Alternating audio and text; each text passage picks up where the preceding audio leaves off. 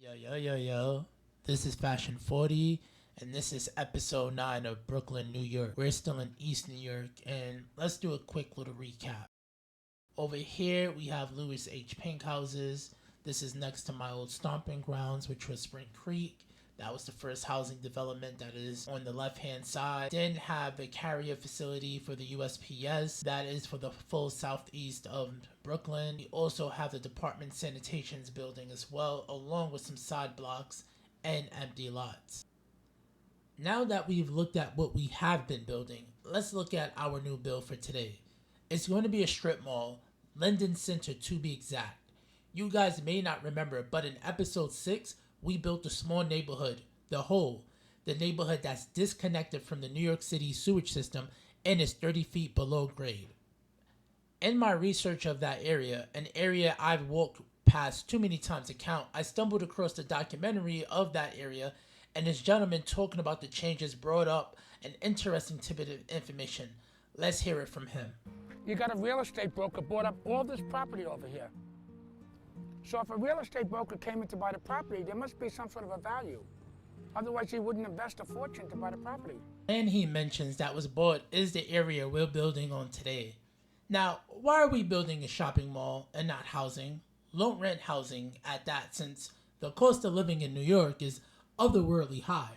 Hell, the cost of living in the world is high right now. So with this 8-acre plot of land, I as well had to go and dig in and really figure out what really happened here. And Dadios, it's a series of unfortunate, disheartening events. Let's start with my own experience. For as long as I can remember, this area was always empty. It was a field where the local neighborhood football team practiced. I'm not sure if there were any games played there, but I definitely remember the field because my babysitter was on that football team and I had to be there sometimes with my brother. By the time I was just about moving out of my father's apartment in around 2008, 2009, that whole field was boarded up. In 2008, a controversy arose over this piece of land. There was a proposal to build a private gated residential development called Cobblestone Estates. Now, let's keep this in mind, that this new development would have been on the edge of the Hole. It would have been a gated community. A community that would have had all amenities for it, unlike the Hole neighborhood with no amenities. Usually in New York City, a gated community does not have affordable apartments. To find out, this deal was made by Assemblywoman Diane H. Gordon, whose district was East New York at the time, and Rajan Bhatia, who was a developer and contractor of Cobblestone Estates. Secret videotapes surfaced showing that Assemblywoman Diane Gordon actually cut a deal and helped the developer secure this $2 million plot of city land. These tapes show that Diane requested her own luxury apartment within the Cobblestone Estates. Her request, which was recorded by Rajan and played during her trial, was as follows: granite and cherry wood fixtures, large walk-in closets, and a bathroom with measurements of 8 feet by 14 feet, all for the price of $1 American. Yes, $1. Mr. Bhatia also testified that he had a pair of $600 doors installed in Assemblywoman Gordon's office as well. During the trial, it was confirmed by Rajan Bhatia that the luxury apartment would have been valued at $500,000. Mr. Bhatia became a snitch to appease prosecutors after he was caught trying to bribe an undercover agent. Assemblywoman Gordon was convicted of 8 out of 9 counts, which included bribery, official misconduct, and receiving awards for official misconduct. In 2008, Ms. Gordon was convicted to 2 to 6 years in prison. Definitely check out the links below in the description for more deeper context into the narrative of what transpired with this land development. For now, let's continue with the build. Let's add some tunes. Let's zone out.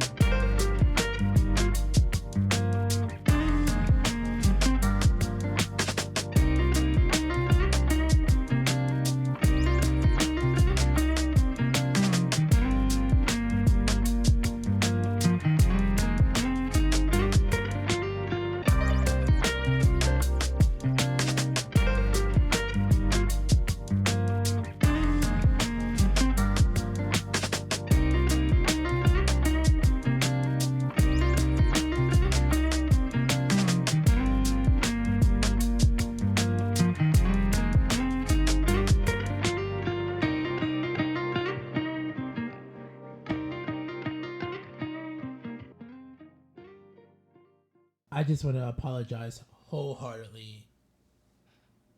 This is not going to be the first stupid mistake I've done for this vid. Thank you so much for putting up with it. I also want to notate that this build was done before I've learned the power of Right Everywhere. After several tries on stream and off stream, two of the dopest creators I know, Canadian Moose and Booty Addict, helped me finally understand it. For now, we're using the decals that we have, but going forward, we will be using Right Everywhere for our storefronts and signages.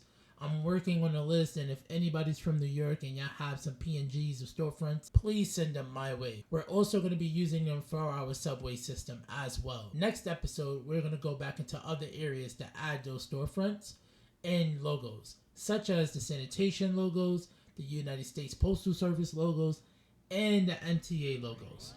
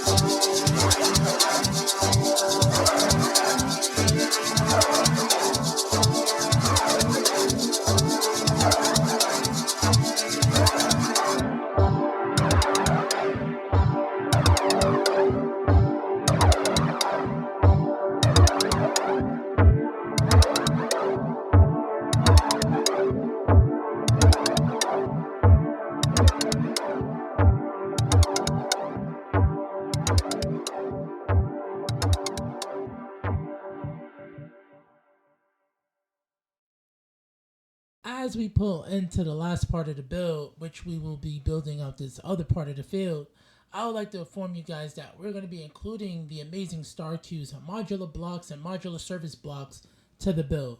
This should allow us a freer use of building placement, which will then help making Brooklyn housing projects much easier, along with more custom parts. Lately, as I've been building out this build, I've noticed that I'm not able to fully build to the specifications of real life. As good as CS2 is above its predecessor, it still suffers from some issues of scaling. This is self-evident where in real life, there's 2 baseball fields and Gemini fields, but the scale of the assets we have right now are just way too large. With that being the case, let's get to building. We'll make a custom baseball field using Sully Skylines baseball field assets from his Discord. I'm still not sure how some creators are about sharing their Discord, so please check his YouTube page for further information. I'll be sure to include it in the description. You'll see during this build that I try to use the modular park with a tennis court add-on. I did this for the recreation bonus it provides and to see if it shows visual functionality. Usually with parks, you can use the areas already placed and stretch them so that you can see the Sims do activities in the area. Here I'm testing out if that premise is similar. We'll follow up next episode to see whether there was any functionality with that modular park.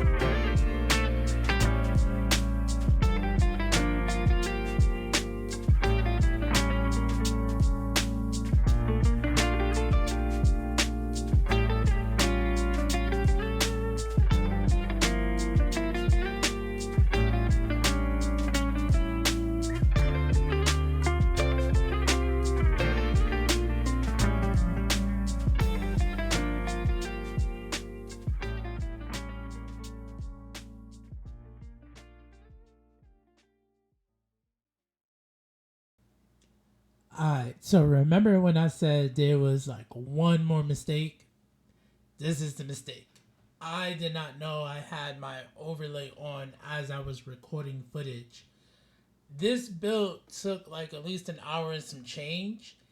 And Daddios, I was like, what the hell? So it was either push it out by another week or figure out some funky way to get this all working.